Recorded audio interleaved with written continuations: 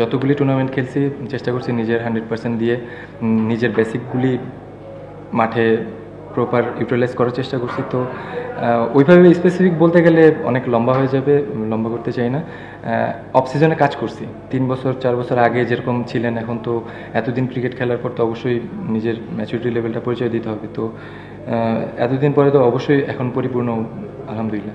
এমন সিচুয়েশনে ম্যাচটা জিতানো ছাড়া আর কোনো অপশন নেই আমাদের কাছে, যেহেতু 2টা ম্যাচ। তো ম্যাচে ভালো কিছু কন্ট্রিবিউশন করতে পারছি, এটার জন্য ভালো লাগতেছে। আর যেহেতু আমরা অনেক নিচের দিকে, উপরে উঠতে হলে 2টা ম্যাচই জিততে হবে। তো ওইটাই প্ল্যান ছিল, যে বেসিক প্ল্যানে যত টিমরে যত ডেপথে নেওয়া যায়। সত্যি কথা বলতে কোনো আক্ষেপ নাই। চেষ্টা করতেছিলাম এক টুর্নামেন্টের ফার্স্ট ডে থেকে স্টার্ট করছি যে আমি যে ফ্লোতে খেলতে চাই ওই ফ্লোটা যেন কন্টিনিউ করতে চাই। আপনি দেখবেন ম্যাক্সিমাম ম্যাচে, আমি 2টা ম্যাচ বাদে ম্যাক্সিমাম ম্যাচে আমি স্টার্ট পাচ্ছিলাম। হয়তো 2-3টা একটু লম্বা হয়েছে। এরপরে আমি যেটা চাচ্ছিলাম যে লম্বা ইনিংস, অ্যাজ এ ওপেনার আপনি যখন টিমকে একটু ভালো কিছু দিতে পারবেন, 70-80 দিতে পারবেন, তখন একটা টিমের জন্য ইজি হয়ে যায়। তো ওরকম কোনো খারাপ লাগা কাজ করতেছিল না। আমি যেভাবে স্টার্ট করতে চাচ্ছিলাম ওইটা মাঠে হচ্ছিল, কিন্তু লম্বা করতে পারতেছিলাম না। ওই জিনিসটা নিজের ভিতরে চাচ্ছিলাম যে লম্বা করি লম্বা করি। এমন না যে কোনো আত্মতৃপ্তিতে ভুগতেছিলাম, এরকম কোনো কিছু না। সত্যি কথা বলতে কোনো প্রত্যাশা ছিল না। বেসিক প্ল্যান যেটা, যে আমি আমার খেলা এই প্রসেসে যাইতে চাই, যে এরকম কোনো এক্সপেকটেশন রাইখা টুর্নামেন্ট স্টার্ট করছি, এরকম কোনো কিছু না। আমি নিজে চেষ্টা করতেছি যে যেটা বলতেছেন যে কোনো লক্ষ্য সেট করে আমি টুর্নামেন্ট খেলতেছি না। আমি নিজে ইমপ্রুভ করতে পারতেছি কিনা এই জিনিসটা চেষ্টা করতেছি। নিজের সাথে নিজের চ্যালেঞ্জ, যে আমি এই জিনিসটা ইমপ্রুভ করতে চাইছি, এটা কি হয়েছে কিনা। তো নিজের সাথে নিজের চ্যালেঞ্জ, ওরকম স্পেসিফিক টুর্নামেন্টে স্টার্টের আগে এনসিএল যখন স্টার্ট হয়েছে কোনো লক্ষ্য ছিল না যে হাইস্ট রান গেটার হইতে হবে, বা এই টুর্নামেন্টে ভালো করতে হবে, একটা টুর্নামেন্ট ভালো শেষ করে আসছে আরেকটা ভালো খেলতে হবে, এরকম কোনো প্ল্যান ছিল না। নিজের সাথে নিজের চ্যালেঞ্জ, যে যত বেশি বড় করা যায়। ওরা চেষ্টা করছে, আমি আমার 100% চেষ্টা করছি। আমার এক্সিকিউশন বেশি বেটার হয়েছে দেখে হয়তো আমি সাকসেস, হয়তো ওরা প্রপার এক্সিকিউশন করতে পারে না, এর জন্য হয়তো ওরা অনেক ভালো বলিং ডেপথ, কিন্তু আমি আমার 100% দেওয়ার চেষ্টা করছি, এর জন্য হয়তো success. They are very good বলার। তো আমি ওদের নিয়ে অ্যানালাইজ করতে পারবো না ভাই। ওদের মানসিকতার পরিবর্তন অবশ্যই এটা অনেক ইম্পর্টেন্ট, কারণ মানসিক পরিবর্তন না আনলে আপনার জন্য ভাই অ্যাজ এ ওপেনার লম্বা ইনিংস খেলা ভেরি টাফ। আর যেটা বললেন যে ভাই স্পেসিফিক, আগে অফ স্পিনে অনেক ভালো স্ট্রাগল করতেছিলাম, তো ওই জায়গাটা থেকে বেরোয় আসছি যে কীভাবে ডট না করে স্ট্রাইক রোটেট করা যায়। আর হচ্ছে রেঞ্জ হিটিং, যদি আমি ভালো মুশফিক ভাইয়ের কথা বলতে হয়, আমি মনে হয় আরও 3 বছর আগে মুশফিক বলছিল রিভার সুইপ যদি কাজ করতে পারি তাহলে হয়তো আমার জন্য অনেক ইজি হয়ে যাবে।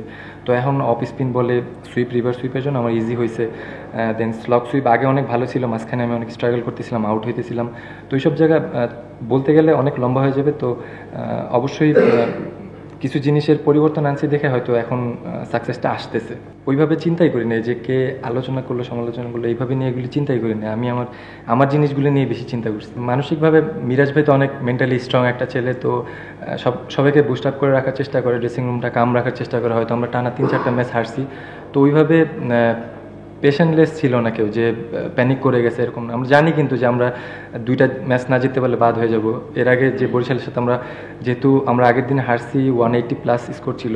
আমার মনে হয় না যে এত রানের উইকেট ছিল। আমরা ভালো ব্যাটিং করছি, বাট ভালো বোলিং করতে পারি না, হেরে গেছি। তো ওই জিনিসগুলি ড্রেসিং রুম অনেক সময় অনেক প্রেশার, অনেকে উল্টাপাল্টা কথা বলে। তো ওরকম কোনো কিছু হয় না, সবাই ভালো এনভায়রনমেন্ট ছিল। আমরা আরও 2 দিন আগে থেকেই জানি, যেহেতু বরিশালের সাথে হারার পরে জানি যে আমরা হারলে বাদ টুর্নামেন্ট থেকে। তো সবার ভিতরে তো ওইটা ছিল, ডিসিশন মেকিং নিয়ে, ব্যাটিং করবো না বোলিং করবো। তো ওভারঅল এই প্রেশারটা থাকে আপনার, এরকম বড় টুর্নামেন্ট খেলতে গেলে এরকম প্রেশার থাকবে। যদি ওইভাবে স্পেসিফিক বলতে যাই, ডোমেস্টিক সব কোচের কথাই বলতে হবে। বাবুল স্যারের সাথে কাজ করছি, সুজন স্যারের সাথে কাজ করছি, আনোয়ার ভাই নামে একজন আছে, ওনার সাথে কাজ করছি। আর ওইভাবে যদি একদম পার্টিকুলার একজন বলতে চান, তাহলে আমি মাইন্ড ট্রেনিং নিয়ে কাজ করছি। তো ওটাও অনেক ইম্প্যাক্ট রাখতেছে এখন। ডিসিপ্লিনে অনেক ইম্পর্টেন্ট জিনিস, ওগুলি মেনটেন করার চেষ্টা করছি। ডেফিনেটলি আমার ফ্যামিলি মেন্টালি না, ফিজিক্যালি একটু মানে ডাউন। ব্যাক টু ব্যাক আপনি 4 ডে খেলে আবার একটা T20 টুর্নামেন্ট, মেবি 14-15 দিনে 12টা না কটা ম্যাচ খেলছি, এরপর অল্প কিছুদিন ব্রেকের পরই এই টুর্নামেন্ট, একটু যদি লম্বা গ্যাপ থাকে তাহলে আমাদের জন্য খুবই ভালো। আর আমি চাই প্রত্যেকবারই এই টুর্নামেন্টটা ক্যারি করুক বিপিএল এর আগে যেটা হয়েছে, কারণ আমাদের এই বিপিএল বাদে কিন্তু অন্য কোনো আর টি-20 প্ল্যাটফর্ম নাই। তো আমি চাই এটা বোর্ডের কাছে রিকোয়েস্ট থাকবে যে প্রত্যেকবার যেন এই টুর্নামেন্টটা ক্যারি করে।